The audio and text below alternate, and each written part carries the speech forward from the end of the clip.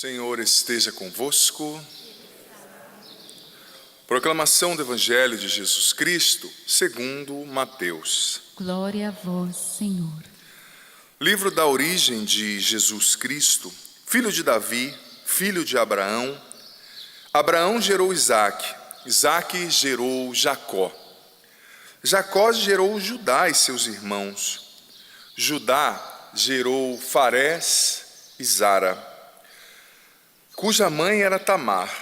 Farés gerou Esrom, Esrom gerou Aram, Aram gerou Aminadab, Aminadab gerou Naasson, Naasson gerou Salmón, Salmón gerou Boaz, cuja mãe era Raabe. Boaz gerou Obed, cuja mãe era Ruth, Obed gerou Jessé, Jessé gerou o rei Davi. Davi gerou Salomão, daquela que tinha sido a mulher de Urias. Salomão gerou Roboão, Roboão gerou Abias, Abias gerou Asa, Asa gerou Josafá, Josafá gerou Jorão, Jorão gerou Osias, Osias gerou Jotão, Jotão gerou Acás, Acás gerou Ezequias, Ezequias gerou Manassés, Manassés gerou Amon, Amon gerou Josias, Josias gerou Jeconias, Jeconias e seus irmãos no tempo do exílio da Babilônia.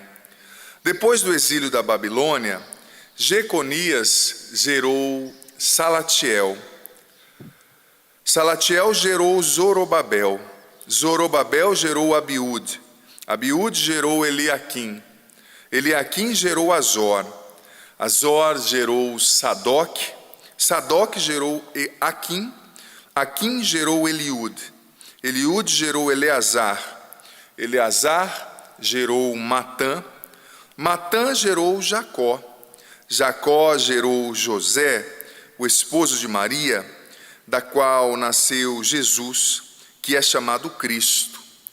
Assim, as gerações desde Abraão até Davi são 14. De Davi até o exílio da Babilônia são 14. E do exílio da Babilônia até Cristo, 14. Palavra da salvação. Glória a vós, Senhor. Pelas palavras do Santo Evangelho sejam perdoados os nossos pecados. Os queridos irmãos e irmãs, você aqui, você em casa, pode se sentar. Senhor, nós pedimos nessa manhã já de quinta-feira que o Teu Espírito Santo venha sobre nós, abrindo o nosso entendimento, dando-nos disposição para ouvir a Tua palavra, Senhor. Tua palavra realiza maravilhas nos corações, nos ouvidos, nas mentes que estão dispostos a ouvi-la. Liberta-nos já nessa manhã de toda indisposição, cansaço, sono, que nos impedem de ouvir, de guardar, de compreender Tua palavra. Vem, Espírito Santo, sobre nós nessa manhã, ilumina as nossas consciências, retira a angústia, o medo, as agitações, as preocupações exageradas no nosso coração. Rogai por nós, Santa Mãe de Deus, para que sejamos dignos das promessas de Cristo. Amém. Querido filho, querida filha, você aqui, você em casa, nós nos encontramos hoje, no primeiro dia desta etapa mais forte, dessa preparação mais direta, não tão remota como a dos dias que nos precederam para o Natal, própria do Advento a partir do dia 17. Nós nos encontramos com esse Evangelho que, diga-se de passagem, é muito peculiar, né? Se a senhora que está aqui ou em casa estiver grávida, está aqui uma boa sugestão para você escolher o nome do seu filho, viu? Podia ser Zorobabel, né? Sadoc, Aliúde. Tem uns nomes aqui bem atípicos, né? Para não dizer outra coisa, que são nomes hebreus, né? Mateus, é interessante a gente entender como que funcionavam as coisas na época de Jesus, né? Mateus, no seu evangelho, escrevia para os seus correspondentes judeus, sobretudo aqueles que estavam ali em Jerusalém, mas também os outros judeus da diáspora. E a intenção de Mateus era mostrar que Jesus de fato vinha da linhagem davídica e descendia de Abraão. Interessante que a primeira pessoa presente nessa genealogia é Abraão, que é o nosso pai comum, é o pai da fé. Você vê que são 42 gerações, divididas em 3 blocos de 14, né? 14 gerações, melhor dizendo. E o primeiro dessa geração é Abraão, o pai da fé, ou seja, a história que começa pela fé, não é? A fé de um, o assentimento à vontade de Deus de um, a obediência de um que gera uma história de salvação, né? E uma coisa que é interessante quando eu olho esse evangelho, quando eu analiso esse evangelho, eu gosto muito de perceber que se você fazer uma análise na história desses personagens que precederam Jesus, não tem só gente boa, né? Você vê que aqui está citado Raabe. Quem que era Raabe? Raabe era uma prostituta, não é? Aqui nessa genealogia está também citado o rei Salomão, que é filho de Davi, mas filho de um adultério, de um assassinato, né? Davi, que saiu com a esposa de Urias, que era um oficial, um soldado do exército davídico, e ao mesmo tempo ela acabou engravidando, ele não quis se deitar com ela, Urias, e Davi o mandou para a guerra, com uma carta para o general deixá-lo para morrer sozinho no combate. Então Davi adulterou, provocou o assassinato desse homem, mas é interessante a gente perceber que mesmo na história imperfeita, a capacidade que Deus tem de redimir a história, né? De redimir os fatos que não são tão interessantes, que não são tão legais. Deus redime a história se encarnando na história, ou seja, assumindo a história. É isso que nós vamos celebrar no dia 25 de dezembro, a encarnação de Jesus no seio de Maria com a concepção, né? E depois com o nascimento. Ali começou a redenção. É claro que o auge, o cume da redenção se deu na cruz, no assentimento e na entrega total do Filho ao Pai por amor, para salvar a humanidade. Mas a história da redenção começa com a concepção de Jesus no seio de Maria. Deus se encarna na história, né? Santo Irineu de Leão dizia que aquilo que não foi assumido não pode ser redimido. Deus se encarna, Ele entra no contexto que a gente vive, Ele entra nos acidentes da nossa vida, como mais uma vez eu digo, na descendência de Jesus. Olha os parentes de Jesus aqui. Tinha prostituta, tinha adúltero, tinha rei infiel, filho de Salomão, por exemplo, Roboão foi muito infiel, que introduziu alguns aspectos da idolatria ali no meio do povo de Israel, mas para Deus não existe história perdida, sabe? Ele sempre pode se encarnar na história e transformar as coisas. E 2 coisas que me ficam desse evangelho, 2 coisas muito fortes. Aliás, antes de falar dessas 2 coisas, a gente percebe que na primeira leitura tudo está preparando, né? O Antigo Testamento ele está grávido de Jesus, né? Tudo prepara para Jesus, para o nascimento do verbo. Mas, como eu dizia, 2 coisas que me ficaram muito fortes dessa homilia, meus irmãos e minhas irmãs. A primeira é a seguinte: a gente tem que aprender a conviver com as imperfeições, né? Aprender a conviver com as imperfeições. Na história de Jesus existia gente imperfeita, existiam contextos imperfeitos, né? E São Paulo muito bem ilustrou isso quando na carta aos Coríntios, primeira carta no capítulo 13, falando sobre o amor, né, o hino à caridade, ele fala: quando vier o perfeito, o imperfeito desaparecerá. Você já percebeu? Sobretudo a gente que vive uma experiência de conversão, você em casa, que talvez viva a sua fé, a gente tem que tomar cuidado para a gente não se tornar intolerante à imperfeição. Porque Deus, Ele sabe conviver com o joio e com o trigo. Deus, Ele sabe conviver com o imperfeito. Só que às vezes a gente vive uma experiência de conversão e se auto-interpreta como se fôssemos reformadores, né? E chega em casa e começa a falar que está todo mundo no inferno, que tem que viver assim, tem que viver assado. É claro que a gente tem que buscar a conversão, pregar a conversão e testemunhar a conversão. Mas olha, se fosse fácil assim, né? Se você chegasse lá na sua casa, desse uma pílula para o seu filho e naquela pílula tivesse todas as informações da Bíblia, conversão, um caráter novo, uma mentalidade nova, seria tão fácil, né? Mas não é assim. Talvez você que me acompanha agora, filho, filha, você aqui, tenha que conviver com um filho que segue algo que você não ensinou, que está num caminho contrário à sua fé, aos valores que você deu. Talvez você conviva com um marido difícil, que bebe, que não é o marido ideal, que não te apoia como você gostaria. Só que veja bem, a gente tem que aprender a conviver com a imperfeição, porque a gente precisa lutar pela perfeição, pela santidade em tudo, obviamente, isso é um mandato bíblico, mas a gente só pode converter a gente mesmo. Você só pode fazer de você mesmo santo. Você não pode, com a graça de Deus, óbvio, mas você não pode obrigar alguém a ser santo. Você não pode obrigar ninguém a se converter. Talvez, se convertendo, você incentive as pessoas, você contagie as pessoas, mas a gente tem que aprender a conviver com a imperfeição. E não achar que está tudo perdido. Às vezes nós somos, eu dizia aqui na homilia do domingo, escravos de um ideal de perfeição, que se a gente não atinge, a gente começa a sofrer, tem gente que perde o sono. Conviva com a imperfeição com tranquilidade, sabe? Deus não jogou uma bomba no mundo porque tem pecadores, né? Quem jogou bomba foi o homem na Segunda Guerra, né? Não foi Deus.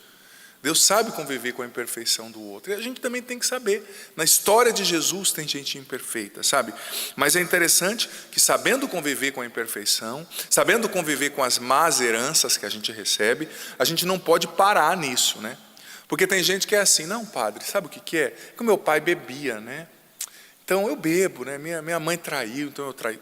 Alto lá. Você não é obrigado a repetir os erros. Na sua história, ou na sua genealogia, existiram pessoas que deram mau testemunho? Existiram, obviamente, mas também existiram pessoas que deram um bom testemunho, né? Eu, por exemplo, na minha história, eu tenho tios avós, pessoal que veio da Itália na época, fugido da guerra, e outros contextos, que bebiam muito. Alguns que, infelizmente, beberam tanto que perderam tudo e foram para a rua. Mas eu também eu me recordava há pouco tempo, uma tia-avó que era uma freira, uma religiosa, que se entregou a Deus, que viveu com fidelidade a sua fé. Às vezes a gente só olha o mau exemplo para justificar, né? Mas tiveram também bons exemplos. Então a gente não é obrigado a repetir os erros do passado. Alto lá, sabe? É preciso lutar contra as más heranças com Deus, com a fé. É importante, sim, a gente consegue vencer. Mas conviver com a imperfeição com misericórdia, sem desespero, sabe, gente? Deus é o Senhor da história. Às vezes você só vê coisa ruim, mas se você é uma pessoa de fé, Deus, através de você, está fazendo coisas que você nem imagina. Outro aspecto que eu acho interessante, que eu gostaria de acentuar, é que, além de perceber esses pecadores na história de Jesus, como eu já expressei aqui, a gente tem que perceber e enfatizar os santos na história de Jesus, as pessoas que transmitiram a fé. Porque veja bem, um pecador faz um estrago? Faz, mas um santo, uma pessoa que segue a Deus numa família, abre uma brecha de luz também para Deus entrar e agir, que você não tem noção. Eu digo para os meus irmãos aqui que são membros da Canção Nova, né, os meus irmãos que vivem uma dedicação de vida na Canção Nova, você não tem noção, você consagrado, você padre, você missionário, você não tem noção, desculpa a analogia, o estrago que a sua vocação faz para a ação do mal na vida da sua família. O estrago que a sua vocação faz, no bom sentido da palavra estrago, óbvio, para as más tendências, para as más heranças. Você dando o seu sim, a cada dia que você dá o seu sim a Deus, a sua história, a história da sua família está sendo salva e redimida por Jesus, e você nem imagina. Você nem imagina o quanto que a tua vocação gera de salvação para a tua família. O quanto que a sua vocação dada a Deus, seja você um consagrado ou seja você um batizado que vive a sua fé, casado, vivendo no mundo, mas que vive com fidelidade a sua fé, você não tem noção o quanto que a sua vocação está salvando os membros da sua casa, a sua descendência, sabe? Porque Abraão, quantos anos atrás ele viveu, gente? E até hoje a gente celebra a fé de Abraão, vive a fé de Abraão. Como eu disse, na história de Jesus tem gente difícil, mas tem gente boa também. Na sua história também tem gente boa. E uma pessoa que vive a fé, ela abre uma brecha de luz na descendência, na família, até na história que a precedeu, não é? A redenção, ela também age na nossa genealogia, não mudando a história, mas quebrando as consequências negativas daquelas escolhas mal feitas pelos nossos antepassados, né? Então, quando você se torna uma pessoa de Deus, quando você se torna uma pessoa que vive os sacramentos, quando você se torna uma pessoa que reza, que reza o rosário, que lê a Bíblia, que adora Jesus na Eucaristia. Quando você se torna uma pessoa consagrada, meu Deus, você não tem noção, você só vai saber no céu. Eu digo para os meus irmãos da Canção Nova, para as religiosos que talvez nos acompanhem, os senhores padres e bispos, eu acho que a gente só vai saber no céu o quanto que a nossa vocação gerou de salvação para a nossa família. A cada sim, cada dia que você dá um sim, é como se fosse colocada ali no cofre, né? No cofre da redenção que está sobre a sua família, um tanto a mais, um tanto a mais. Tem gente na nossa casa que vai ser salva, a gente nem sabe, pelo mistério da redenção de Cristo, através do nosso sim, sabe? Os méritos da nossa escolha por Jesus a cada dia, da nossa obediência, das nossas renúncias de cada dia, vão também produzir salvação sobre os nossos, né? É importante ter noção disso, é importante não se esquecer o quão importante é transmitir a fé. Concluo dizendo que no sínodo que o Papa Bento XVI, na época, Papa em exercício, convocou em 2013, ele fez o sínodo falando sobre a importância, 2012, 2013, da transmissão da fé, né? E você vê, o Papa Francisco escreveu na Gaudete et Exsultate, sua última encíclica, sobre os santos desconhecidos, né? Tem muitos santos que a gente celebra, São Francisco de Assis, São José, São Francisco Xavier, mas tem santos que nós só vamos conhecer no céu. Aquela Dona Maria lá, da roça, né? Que criou seus filhos, que deu o seu melhor, que suportou as dificuldades, que rezou. Aqueles membros da Canção Nova, meus irmãos, que a gente nem imagina, que estão lá na sua escala de trabalho, dando o seu melhor, se santificando. Santos, que a gente nem imagina.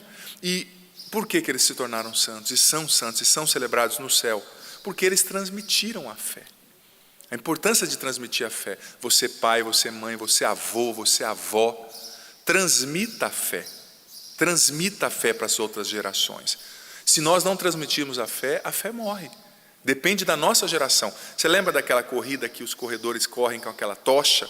Aí o corredor tem que correr, por exemplo, o atleta, né? 300 metros, encontrar o outro atleta, 300 metros e entregar a tocha para ele que ele corra a parte dele. Está na nossa mão agora a tocha da fé. Na nossa geração. Eu preciso transmitir na minha casa, na sua casa. Às vezes quando a gente está conversando com um adolescente, eu tenho uma sobrinha adolescente, Jesus, não é brinquedo, né? É desafiante, mas a gente tem que ter paciência, ensinar, testemunhar Jesus. Isso é importantíssimo. Senhor, nós te agradecemos pela presença desse Evangelho hoje, que nos ensina tantas coisas. Eu te peço, vem Espírito Santo, vem Espírito de Deus, nos dê o entendimento profundo do que ouvimos aqui, Espírito Santo. Faz-nos compreender e não nos deixa, Espírito Santo, parar, estacionar nas nossas más tendências, nos nossos pecados e vícios, não. Dá-nos força para lutar, para vencermos as nossas más heranças e para sermos santos. Dá-nos a graça de conviver melhor com a imperfeição, com mais sabedoria, com mais humanidade. Dá-nos sabedoria, Espírito Santo. Faz-nos transmissores da fé, pessoas que testemunham Jesus, em todos os contextos, sobretudo na família. Que a nossa geração saiba transmitir a fé e o amor por Jesus, pela igreja, pela palavra de Deus, pelos sacramentos às demais gerações. Em nome do Pai, do Filho, do Espírito Santo. Amém.